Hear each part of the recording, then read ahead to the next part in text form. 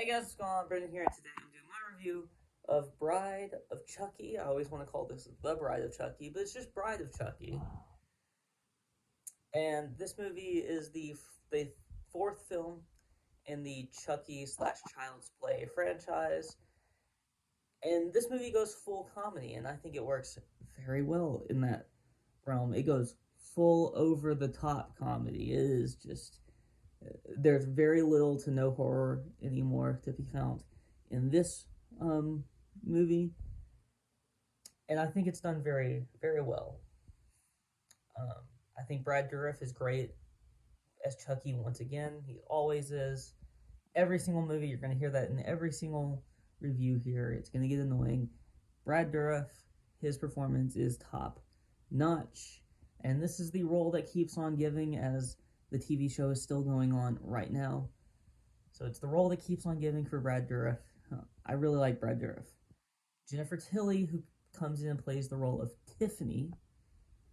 Tiffany is a ex, technically, of Charles Lee Ray. Well, I guess is an ex of Charles Lee Ray. Um, I guess they were still like together when, based off of how this movie goes, it seems like they were still together when he died, at least kind of.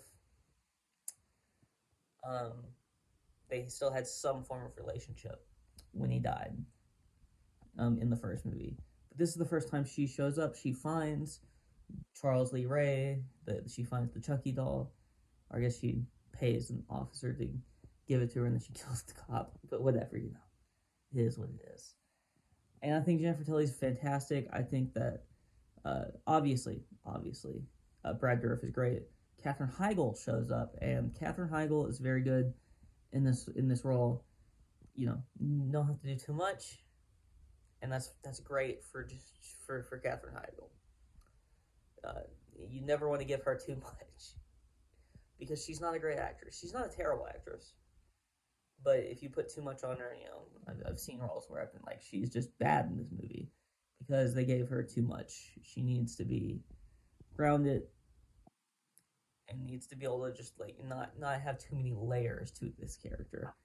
And there's essentially no layers to this character at all outside of the one very dense character, and that's fine. It works. I think that the other thing with this role with this movie, John Ritter is very good. John Ritter shows up and he's very good in the time that he's actually in the movie. I think that this movie has very good comedic moments. I don't think the horror hits like at all, and that's my main issue with this movie. I think that I guess it's kind of my same problem with Scream 3. I think they went way too much in the comedy aspect. But I do think it works for the most part. It's kind of like in Scream 3 in that sense. I'm not comparing the two movies from like a quality standpoint. I think Scream 3 is better. But they're very different films because Scream 3 actually does still have some of the horror aspect. This really doesn't. Outside of the murder, there's no real like horror in this film at all. It's just a comedy film, and it works very well on that level. Um, the things I didn't like about this film, again, the over the top comedy at times, it's just not funny. There's once or twice where I'm just like, okay, like, why are we doing this? But I do think that the sex scene between the dolls is very funny between Jennifer Tilly's character Tiffany and Brad Dourif's character Chucky. I think that scene is hilarious. Great job on that. Great job. And then at the end of this movie, there's like and this is a spoiler alert, I guess, for a movie that came out so long ago, but still a spoiler alert. I'm gonna try to remember to put spoilers somewhere in the description at least. But at the end of this movie, there's like this birth that took place over like a night because they explain it because this is like it's a voodoo, like it's like a voodoo curse birth or something like that. I forgot how they explain it. And so it's just super quick for some reason. So the whatever. The birth scene is hilarious though. It works so well. This movie in general, I think, works very well for the most part, minus a couple of things.